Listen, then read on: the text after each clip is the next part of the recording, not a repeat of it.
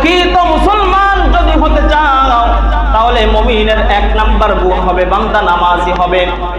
মুয়াজ্জিন সাহেব যখন মসজিদের মধ্যে সুন্দর কণ্ঠে মাইকের মধ্যে নামাজের জন্য আহ্বান করবে, তখন দুনিয়াবি সমস্ত কাজকর্ম থেকে পৃথক হয়ে মুয়াজ্জিনের ডাকের মধ্যে সাড়া দিতে হবে। কথা বলেন ঠিক কিনা? আল্লাহ পাক রব্বুল আলামিন 2 নাম্বার মুমিনের গুণ বললেন। 2 নাম্বার মুমিনের গুণ হবে, আসল মুসলমানের গুণ হবে, আল্লাহ পাক রব্বুল আলামিন আমাকে এবং আপনাকে যতটুকু রিজিক দান করেছেন, ধন দৌলত অর্থ সম্পদ টাকা পয়সা দান করেছে, এর মধ্যে থেকে আশেপাশের যেই সমস্ত গরিব দুঃখী আছে তাদেরকে দান করতে হবে। কথা বলেন ঠিক কিনা?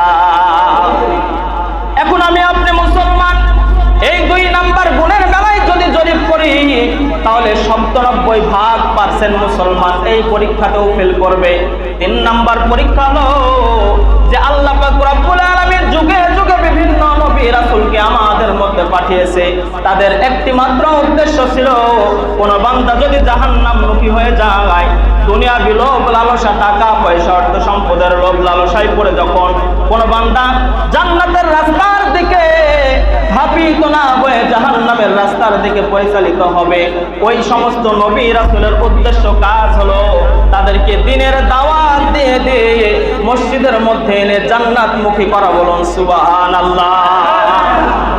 এই 3 নাম্বার গুণের বেলাও যদি আপনি আমাদের আমলের মধ্যে জরিপ করি তাহলে এই 3 নাম্বার গুণের বেলাও ফেল করব।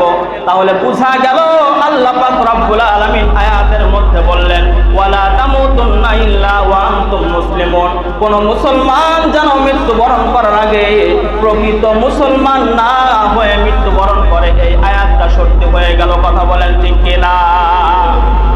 নামাজের গুরুত্ব আপনি উসিলা দিব হুজুর, দুনিয়াবি কাজ কর্মক্ষেত্র আমার ব্যবসা বাণিজ্য করতে গিয়ে নামাজ তো আমাদের ছুটে যায়, আমরা নামাজ তো ঠিক মতো আদায় করতে পারি না।